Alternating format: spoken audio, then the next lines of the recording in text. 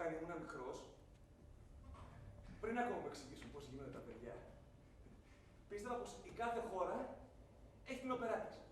Κάτι σαν καλλιτεχνικό τουριστικό τέχνασμα. Για παράδειγμα, η Αΐντα δεν ήταν παρά ένα αποκοίημα του επιχειρηματικού ίστρου του Υπουργείου Τουρισμού της Αιγύπτου. Η Τόσκα για την Ιταλία, ο Τροβατόρε για την Ισπανία, η Αλίσσα Μαργαριταριών για την Κυριλάκη, η Butterfly για την Ιαπωνία.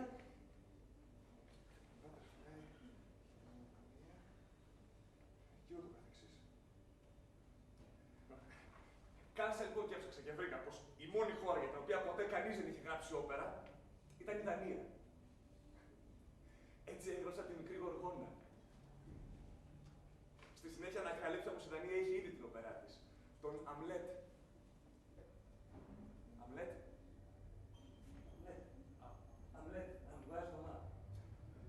Τότε κατάλαβα πως κάθε θεατρικό έργο μπορεί κάλλιστα να είναι και όπερα. Ξεκίνησα λοιπόν να γράφω το Βασιλιά Λύρ. Έργο που έμεινε για πάντα ολοκλήρωτο. Όταν η γιαγιά μου ένα βράδυ γύρισε και μου είπε: Αγοράκι μου, τι ξέρεις εσύ από έρωτες, πάθη, δολοπλοκίες, αδελφοκτονίες, τα σχιζοφρένειας. Τι έχεις ζήσει εσύ από όλα αυτά, για να κάνεις όπως όλα τα παιδάκια να γράψεις μια όπερα για ένα παραμύθι. Παράδειγμα, την Ωραία και το Τέρας, την Κοιμισμένη Βασιλοπούλα, το Τζακ και τη Φασόλια.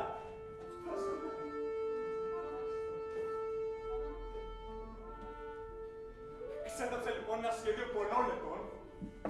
Τον εγωιστή φύλλα μου. Τον εγωιστή γίγαντα, δηλαδή το αποδεδειμένο στη μόνη χώρα την οποία υπολόγιζα πως είχε μείνει χωρίς την οπερά της. Το Νότιο Μπουρούντι. Δεν είναι η ώρα, δεν μου είπατε. Εγώ μπερδεύτηκα. Μισό λεπτό.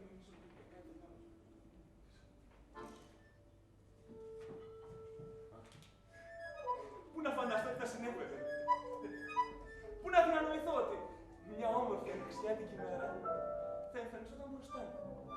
Εκείνη, η σοπράνα των ονείρων. Και θα ανέτρεπε όλα μου τα σχέδια, απαιτώντας να παίξει το ρόλο της στο παραμύθι που κανένας άντρας δεν μπορεί να γνωρίσει. Καλά καταλάβω. Η κοκκινοσκουφίτσα μου είναι εδώ. Μια σοπράνα κοκκινοσκουφίτσα που κάθε βάρυτονος λύκος θα ήθελε να κυνηγήσει. Με τέτοια φωνή όμως, μπάσα και προφόντα, έχει τα φόντα να την κατακτήσει. Γιατί σε κάθε όπερα πάντα υπάρχει και ένας στενός. Μια φορά και έναν καιρό σε ένα δάσος χλωερό.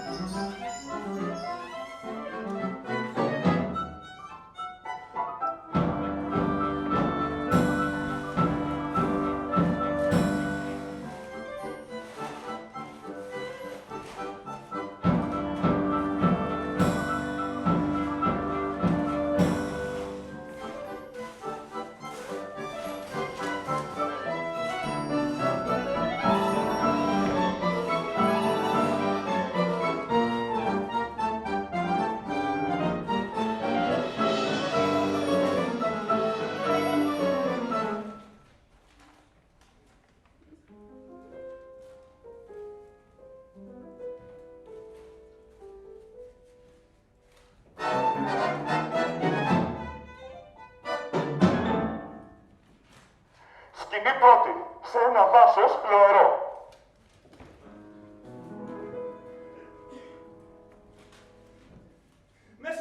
το δάσος. Όπου τα φύλλα ήταν πράσινα και ο ήλιος έλαμπε. Εδώ ζούσε και ο λύκος της μικρής μας όπερας. Και να λοιπόν που μια όμορφη και αφελή μέρα μιας άνοιξης ανυποψίας της, ξεκίνησε κι αυτός με τη σειρά του για τη συνάντηση που σημάδεψε τη μοίρα όλων των προγόνων του. Και ετοιμάστηκε να γίνει ο μεγάλος γκρίζος λύκος! Λύκος! Λύκος! Λύκος!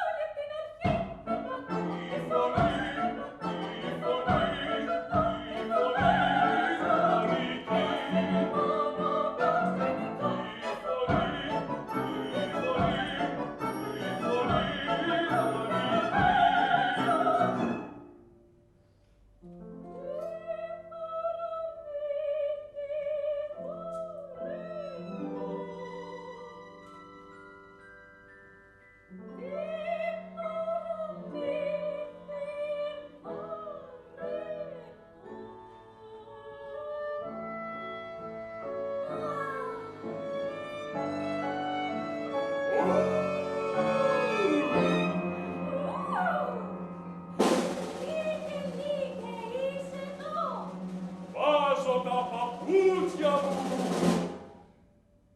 Και θα σου πρότεινα να τραγουδήσουμε ένα ντουέτο.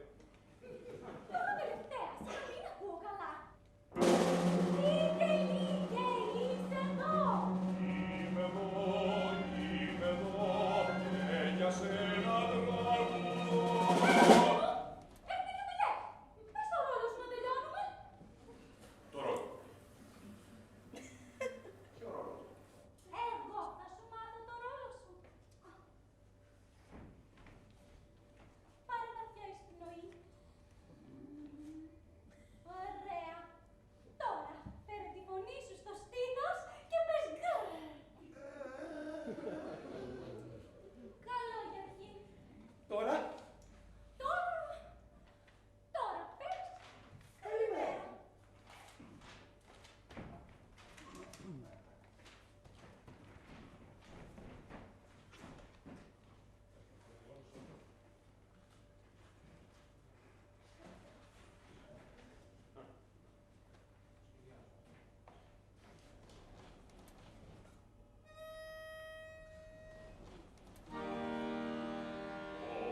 Θεά μου καλημέρα.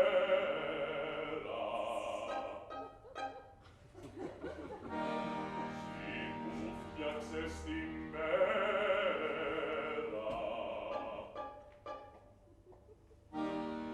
Πες μου ποιος σε στέλνει από εδώ πέρα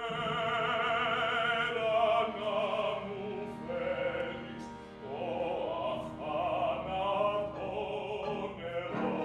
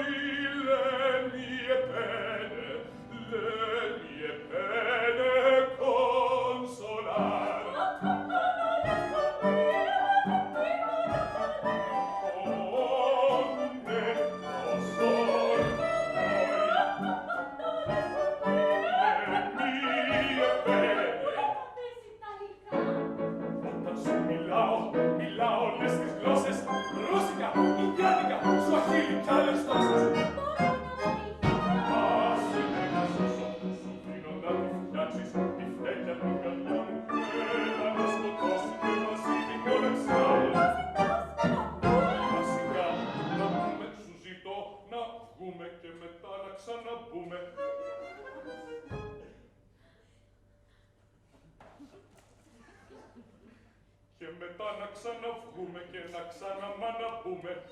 Πώς να σου το θέσω.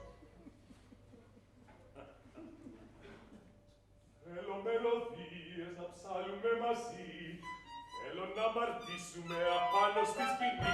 Θέλω να γίνουμε ντουέτο.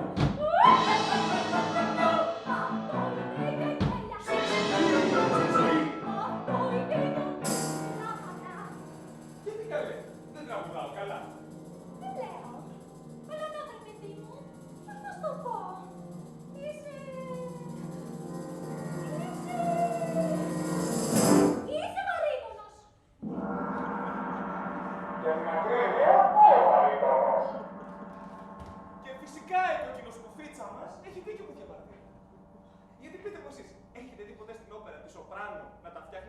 στεγνό. Και είναι απόλυτα λογικό ότι είναι φτιαγμένοι ο ένας για τον άλλο. Πώς δηλαδή θα τραγουδούν ερωτικά ντουέτα σε οκτάβες? Τι λοιπόν, είμαι βαρύτατος, το δέχομαι. Όμως το κύριο Σπιτίτσα μου, τι βαρύτατη αυτή η ψυχή. Μην το λες, μην το λες, μην το... Σίγουρα, οι βαρύτατοι δεν είναι. Έχουν όμως, όπως τον Τζιοβάνι, έχουν ένα βιόλευκο αφρόνητο κορμί. Έχουν όμως κορμί, και κορμί γεμάτο πάθη. Ω, τι εσύ! Όχι τα, ας γελάσω γαλλικά. Ωραία, λοιπόν, αυτό είναι. Η ηρωίνα μας απέρριψε τον επίδοξο εραστή της ψυχή και σώμα. Το έργο μας έλαβε τέλος. Μπορείτε να φύγετε. Καλή χαρά. Άρια! Άρια!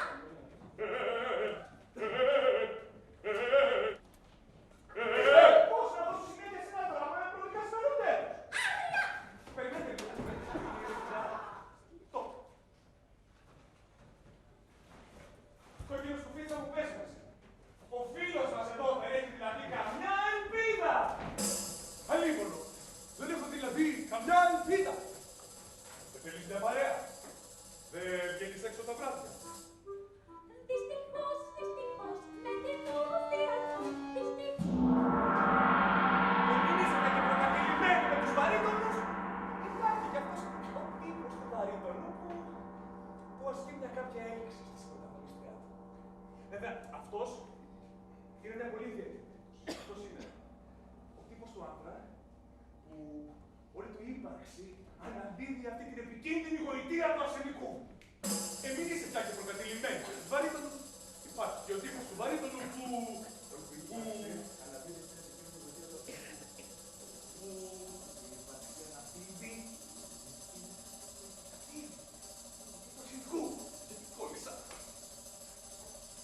Δεν ξέρω, ναι, γιατί. Πώς πρέπει τέλος πάντων να είναι ο τύπος του άντρα που σου αρέσει? Θα το πω αν το θες, μα χωρίς περιστροφές. Σαν αϊτός, σαν ιδιώτος.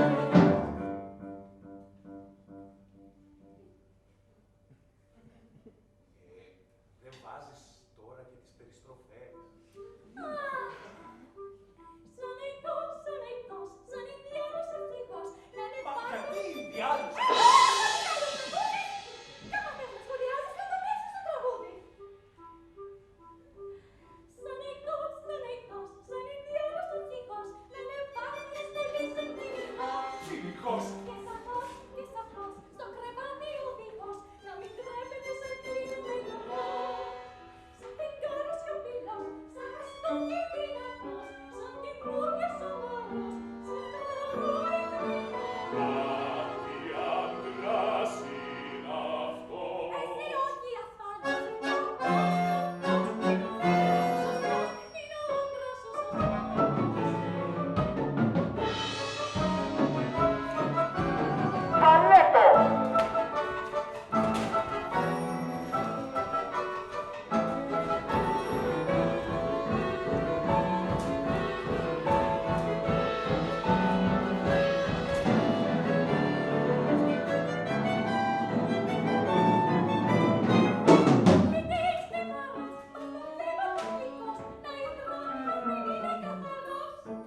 Σαν παλιός να αλλιώς και να κάνει μοτοκρός και να έχει προηγούμενη σαφώς. Στο μαρτύρι ο λίγος, σαν καμπόρι μακρύος, σαν κοιμόται κρυκτικός, σαν αποστόμιλος ζεστός. Τι άντρας είναι αυτός.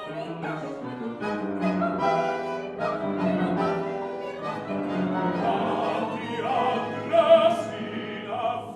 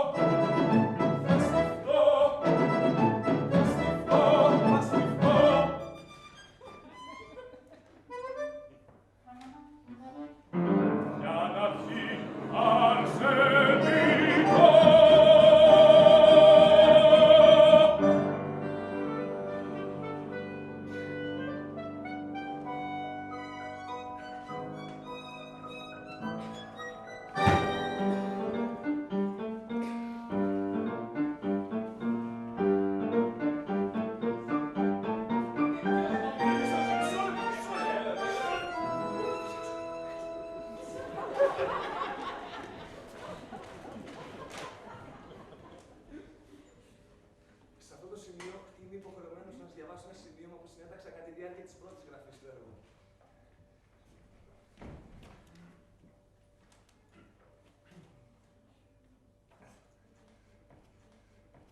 Σημείωμα του συνθέτη.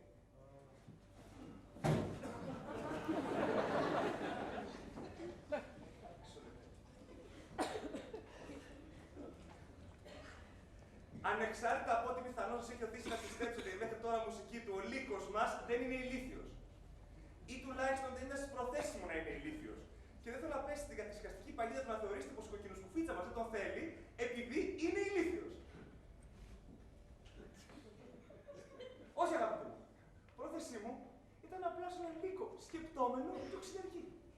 Έναν λύκο που βρίσκει γελίο να γρυλίζει και να ουρλιάζει όπως τόσοι και τόσοι και τόσοι πριν από αυτόν. Και τότε θα μου πείτε γιατί μου βγήκε ηλίθιος. Αν νομίζετε πως αυτό που βλέπετε πάνω στη σκηνή είναι η προθέση του Υπουργού, γελιέστε εχθρά. Διότι στην περίπτωσή μας έχουμε να κάνουμε και με ένα αποφασιστικό επώδιο. Την ίδια τη φύση της όπερας. Για προσπαθήστε εσείς να πλάσετε στην όπερα έναν ήρωα σκεπτόμενο και οξυδερκή.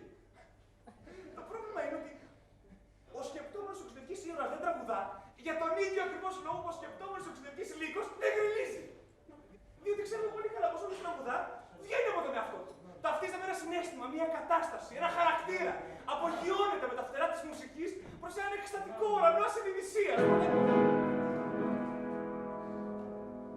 Συγγνώμη που διακόπτω τον ίστρο σας. Εδώ θα έχουμε διάλεξη περί της όπερας ή θα παίξουμε όπερα απ' έξω. Άμα είναι κάτι που σας αφήνω, γιατί και πριν μας κρατήσατε. Το κοινό μας έχει πληρώσει για να δει όπερα και στην όπερα ήθιστε ο κόσμος να τραγουδάει. Ωραία, να προτείνω κάτι. Προτείνω να αφιερώσουμε 5 λεπτά ιντερλουδίου στο λύκο μας.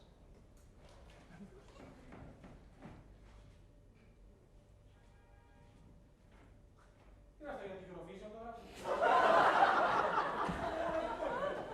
Ξέρω, το ύφος είναι λίγο ξεπερασμένο, είναι λίγο συντηρητικό, είναι λίγο κολλημένο στο παρελθόν. Δεν είναι για ποιος ο λόγος να γράφει κανείς εταιρεία σήμερα, αυτό το πράγμα έχει γίνει εκατοντάδες φορές στο παρελθόν. Να συμφωνήσω με ξέρετε τι λέω. Μιας και στο λύκο μας, του αρέσει το ύφος. Υπερβολικά ίσως. Χαλάει του.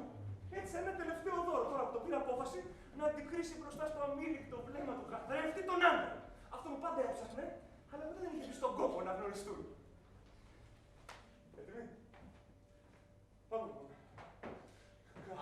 Τι δεν πάει καλά, τι δεν πάει καλά, τι δεν πάει καλά, τι μπορείς να φτιάξεις πια σε 5 λεπτά, τι, πώς να προετοιμαστείς, πώς να ετοιμαστείς, πώς να ετοιμαστείς, όμως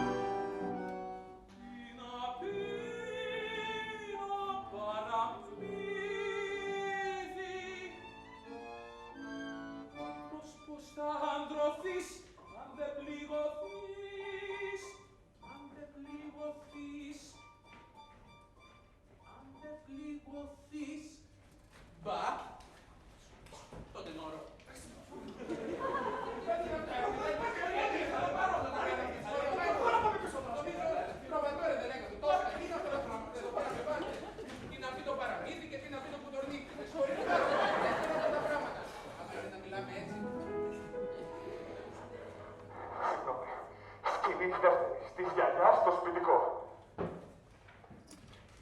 Συγγνώμη, ξεχάστηκα. Το παραμύθι μας τρέχει και οι υπόλοιποι χαρακτήρες περιμένουν τη σειρά τους για να εμφανιστούν. Όπως θα έχει διαπιστώσει κάθε κοινοσκοπίτσα που σέβεται τον εαυτό της, έχει και μία γιαγιά. Άρρωστη κατά αποκρίνηση. Η συγκεκριμένη γιαγιά, καταπονημένη από το βάρος των χρόνων, δεν περιμένει ούτε κρασί, ούτε φαΐ, ούτε φάρμακα παρά μόνο μια φιάλη οξυγόνου. Να, η τρισχαριτωμένη εγγονή της που έρχεται να της την προσφέρει πρόθυμη και καλή, σαν άγγελος μπροστά της.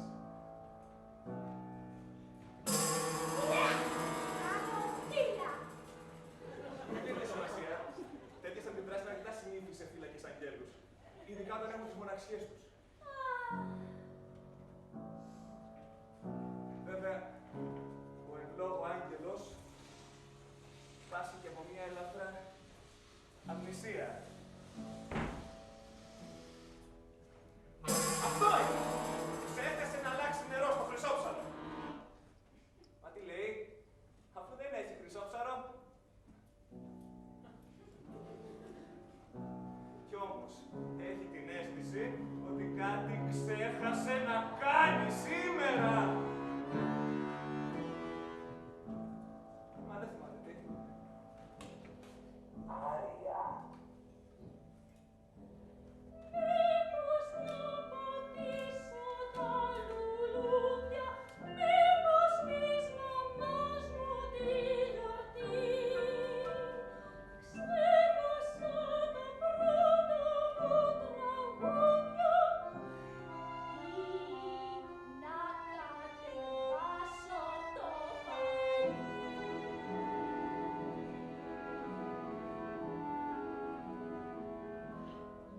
Μήπως τα γενέθλια της μέρης, μήπως το κλειδί στην κλειδαριά. Γέρατα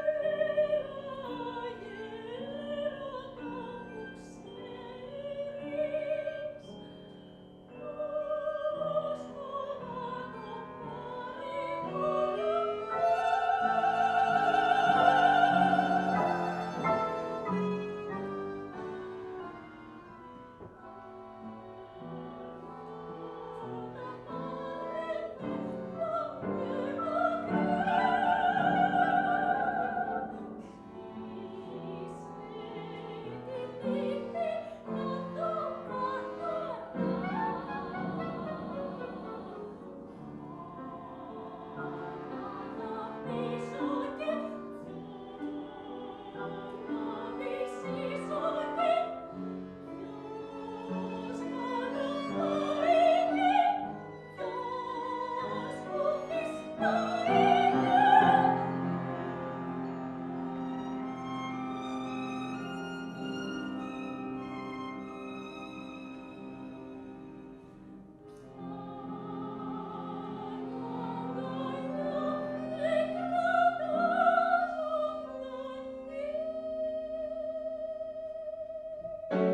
Αυτό είναι!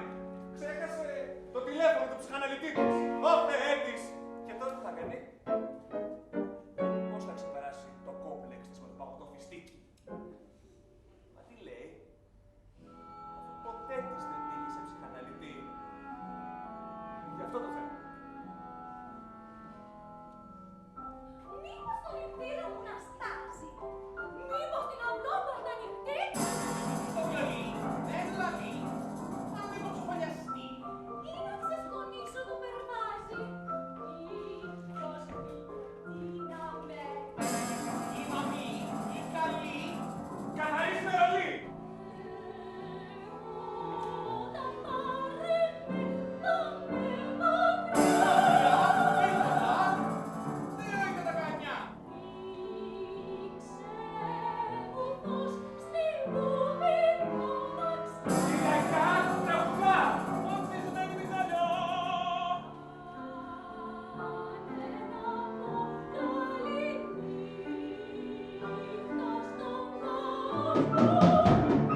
Έχει το τρένο για τον άλλο κόσμο!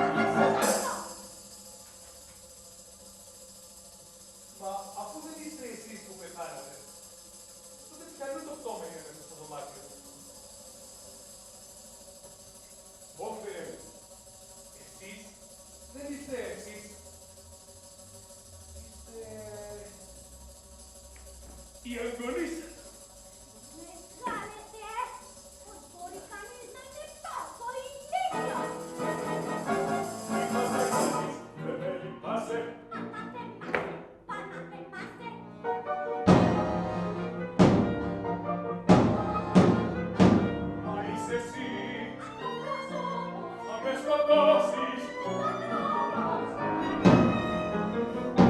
Πώς θα πληθείς. Κι η θεία φύγει. Κι η θεία φύγει. Η θεία φύγει.